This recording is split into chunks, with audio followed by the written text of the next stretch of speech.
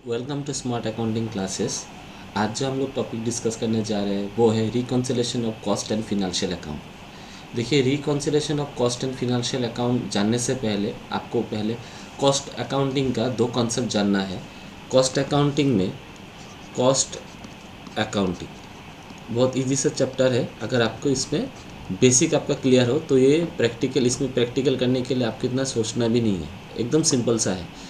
तो cost accounting बोलने के साथ साथ आपको यहाँ पे देखना है कि कॉस्ट अकाउंटिंग को हमने दो सिस्टम से रिकॉर्ड कर सकते हैं। जो कॉस्ट कीपर होता है वो कॉस्ट कीपर दो सिस्टम में, there are two system of recording the transaction under cost accounting. एक आपका हो गया non integral system, non integral system, और एक आपका होता है integral system. Now first of all you have to know the meaning of the non-integral and the integral system। देखिए, नॉन इंटीग्रल सिस्टम में क्या है। नॉन इंटीग्रल सिस्टम में यहाँ पे कॉस्ट अकाउंटेंट और एक फिनेंशियल अकाउंटिंग दो रहता है ना। तो कॉस्ट अकाउंटेंट और फिनेंशियल अकाउंटेंट दो separate books of accounts maintain करते हैं। मतलब कॉस्ट अकाउंट का बुक्स ऑफ अकाउंट सेपरेट होगा और फिनेंशियल अकाउंटिंग का बुक्स ऑफ अकाउंट सेपरेट होगा। लेकिन इंटीग्रल सिस्टम में कॉस्ट अकाउंटेंट और फिनेंशियल अकाउंटेंट मिलके one set of book maintain करते हैं, ठीक है ना। तो यहाँ पे इंटीग्रल सिस्टम में दोनों कंबाइन होके ही एक book one set of book maintain करते हैं। लेकिन नॉन इंटीग्रल सिस्टम में क्या होता है, कॉस्ट अकाउंटेंट अपने हिसाब से रिकॉर्ड करेंगे। अपना जो भी प्रोसीड्यूर रहेगा, जो भी प्रोसेस रहता है, जो भी उसका एजम्पशन रहता है, based on the that approaches assumption and procedure he will record the transaction on his books of accounts. Whereas the financial accountant वो अपना प्रोसीड्यूर, अपना एजम्पशन, अपना प्रोसेस के द्वारा यहाँ पे मतलब ट्रांजेक्शन सारा रिकॉर्ड करेंगे। तो यहाँ पे देखिए, ये जो separate books of accounts maintain करते हैं ये खुद से अपना एक प्रॉफिट निकालते हैं या लॉस निकालते हैं साल के एंड में। और ये जो आपका फिनेंशियल अकाउंटेंट है वो अपने हिसाब से प्रॉफिट या लॉस निकालते हैं, ठीक है ना। तो यहाँ पे देखिए, दोनों का प्रॉफिट सेपरेट होने के कारण यहाँ पे कभी कभी डिफरेंसेस हो सकता है।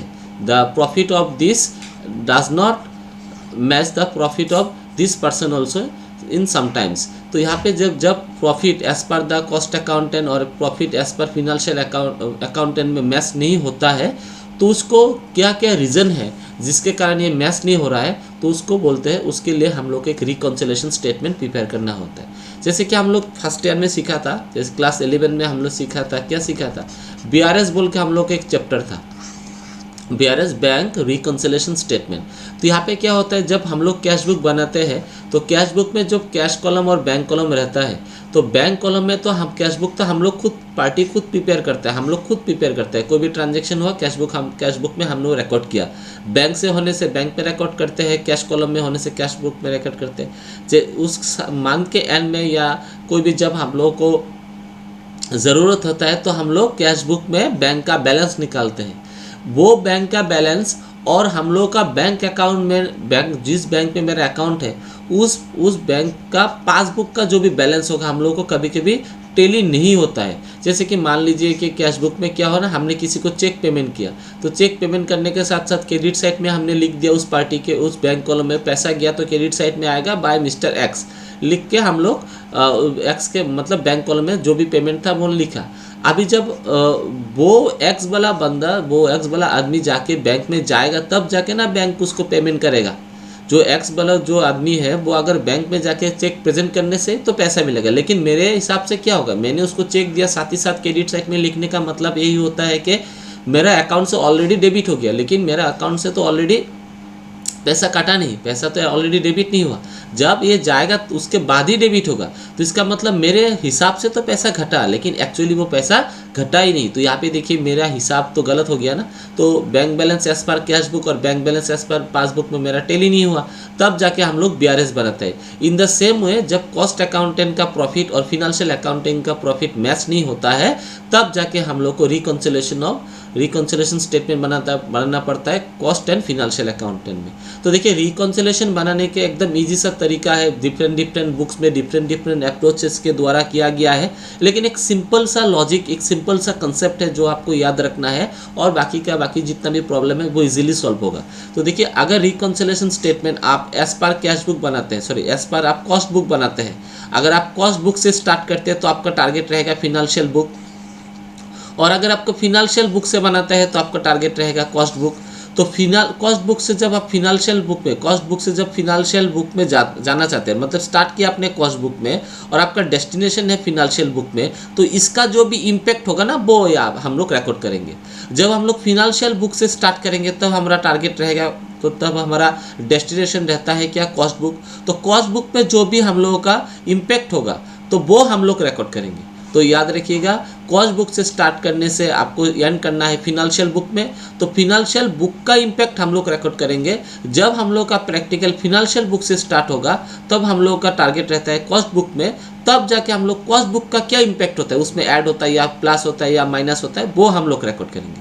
तो इसको समझने के लिए एक प्रैक्टिकल आज देखेंगे हम लोग।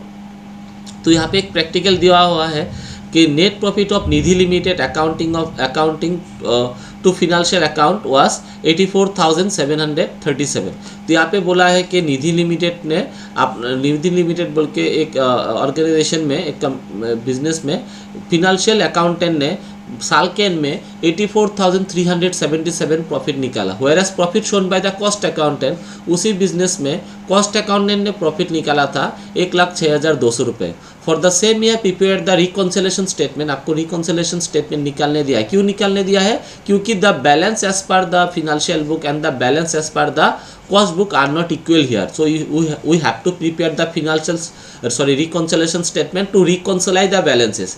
तो यहाँ पे कुछ इन्फॉर्मेशन आपका दिया हुआ है, तो हम लोग कैसे प्रिपेयर करेंगे। तो यहाँ पे हम लोग पहले स्टार्ट करते हैं आपका फिनेंशियल बुक से, ठीक है ना, सॉरी कॉस्ट बुक से स्टार्ट करते हैं। तो कॉस्ट बुक से हम लोग लिखते हैं profit as per cost book,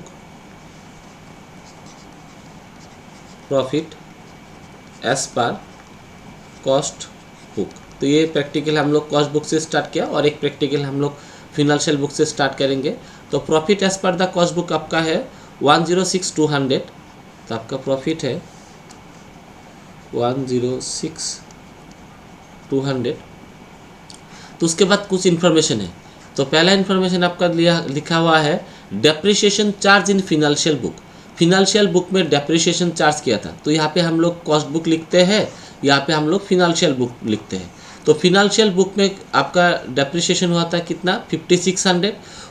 while recovered in cost book में आपने क्या रिकॉर्ड किया था, 56,250। तो देखिए फिनेंशियल बुक में आपने डेप्रिसिएशन लिखा था कम और कॉस्ट बुक में आपने डेप्रिसिएशन लिखा था ज़्यादा। तो कॉस्ट अकाउंटेंट ने ज़्यादा डेप्रिसिएशन लिखा फिनेंशियल बुक में, फिनेंशियल अकाउंटेंट ने मतलब कम डेप्रिसिएशन लिखा। इसका मतलब हम लोग का टारगेट कहाँ पहुँचना है, यहाँ पे पहुँचना है। तो इसका इम्पैक्ट देखना है। डेप्रिसिएशन अगर कम लिखते हैं एज़ कम्पेयर टू दिस अगर डेप्रिसिएशन कम लिखते हैं, डेप्रिसिएशन कम लिखने का मतलब प्रॉफिट इंक्रीज होना होता है। आपका खर्चा कब जितना कम होगा प्रॉफिट तो उतना इंक्रीज होगा। तो इम्पैक्ट क्या हुआ इसका प्रॉफिट के ऊपर, डेप्रिसिएशन कम लिखा, प्रॉफिट के ऊपर इम्पैक्ट क्या हुआ, प्रॉफिट के ऊपर इम्पैक्ट हुआ ज़्यादा, इसका मतलब प्लस प्रॉफिट हो गया ज़्यादा। तो यहाँ पे लिखेंगे ऐड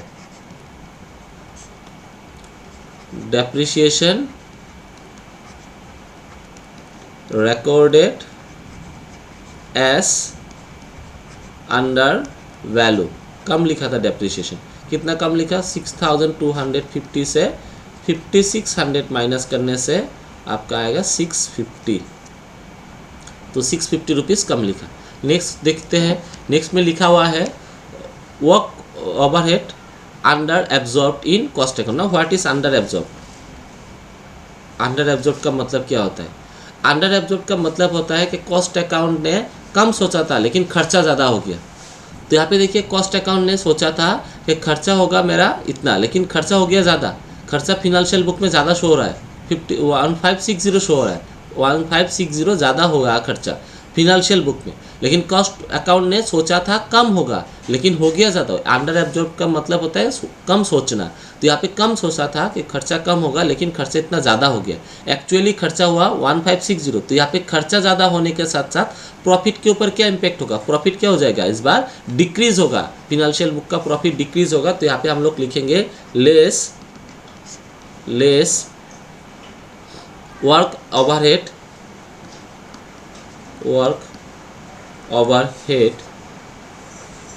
अंडर एब्जॉर्ब 1560। उसके बाद देखते हैं हम लोग का नेक्स्ट है ऑफिस ओवरहेड ओवर रिकवर्ड, मतलब यहाँ पे ज़्यादा लिखा था। तो कॉस्ट अकाउंटेंट ने खर्चा ज़्यादा लिखा, व्हेयरएज फिनेंशियल अकाउंट में जब एक्चुअल खर्चा हुआ तो खर्चा यहाँ पे कम हुआ, लेकिन यहाँ पे सोचा था ज़्यादा। कितना सोचा, ज़्यादा सोचा था 850। तो यहाँ पे 850 का खर्चा कम हुआ। खर्चा कम होगा तो प्रॉफिट होगा ज़्यादा। तो यहाँ पे प्रॉफिट के ऊपर इम्पैक्ट हो गया प्लस। तो यहाँ पे हम लोग लिखेंगे add office overhead over absorb. कितना ज़्यादा हुआ प्रॉफिट ज़्यादा हो गया आपका 850। यहाँ पे हम लोग लिखेंगे 850 प्लस में।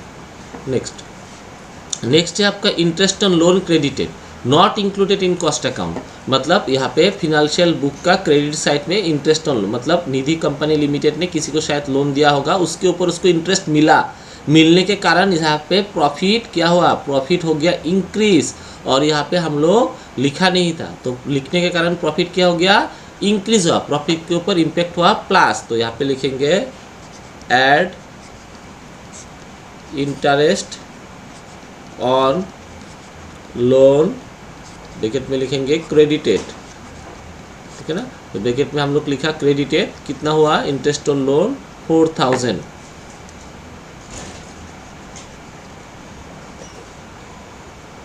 नेक्स्ट उसके बाद लिखा loss due to obsolescence charge in financial book. मतलब फिनेंशियल बुक में कोई लॉस लिखा था, कोई लॉस हुआ था, मतलब प्रॉफिट घटा था। मतलब लॉस होने से प्रॉफिट घटता है। तो यहाँ पे हम लिखेंगे लेस लॉस ड्यू टू ऑब्सोलेंसेस।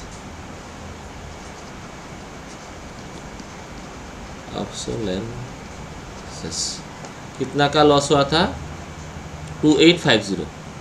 तो लिखेंगे 2850 लॉस में। नेक्स्ट हम लोग का होगा, यहाँ पे लिखा हुआ था bank interest and dividend receipt. तो यहाँ पे देखिए बैंक इंटरेस्ट मिला, बैंक से इंटरेस्ट मिला और डिविडेंड मिला, अल्टीमेटली प्रॉफिट इंक्रीज हुआ। तो ऐड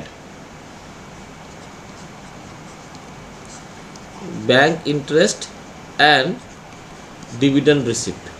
कितना मिला 375। नेक्स्ट में income tax paid. Financial accountant ने टैक्स दिया था, टैक्स देने के कारण प्रॉफिट घटा था, इसलिए होगा less income tax paid. 20,000 something था ना, 20,150। तो 20,150 यह हो गया आपका लेस, प्रॉफिट घटा। उसके बाद लिखा हुआ है loss due to depreciation in various inventory charge in financial book. Depreciation charge किया था फिनेंशियल अकाउंट ने डेप्रिसिएशन किया, तो डेप्रिसिएशन करने के साथ साथ उसका प्रॉफिट घटेगा, इसलिए हम लोग यहाँ पे लिखेंगे लेस डेप्रिसिएशन चार्ज्ड। अमाउंट में लिखेंगे 3375। नेक्स्ट उसके बाद लास्ट में है हम लोगों का store laser adjustment credited in financial book. मतलब स्टोर लेजर का कुछ बैलेंस फिनेंशियल बुक का क्रेडिट में आया, मतलब प्रॉफिट एंड लॉस का क्रेडिट में आया। क्रेडिट में आने के साथ साथ प्रॉफिट इंक्रीज हुआ। तो यहाँ पे होगा add store laser adjustment credited. Amount है 237। अमाउंट है 237। तो दिस इज ऑल अबाउट। एक बार चेक करेंगे हम लोग। लिखेंगे profit as per financial book. So after all that adjustment हम लोग को प्रॉफिट मिला 84,337 रुपीज़। तो देखिए यही प्रॉफिट आप लोगों का ऊपर में भी है, क्वेश्चन में भी दिया हुआ है ना, 84,377 रुपीज़, नॉट 37, 8,437, और यहाँ पे भी लिखा हुआ है 8,477 रुपीज़।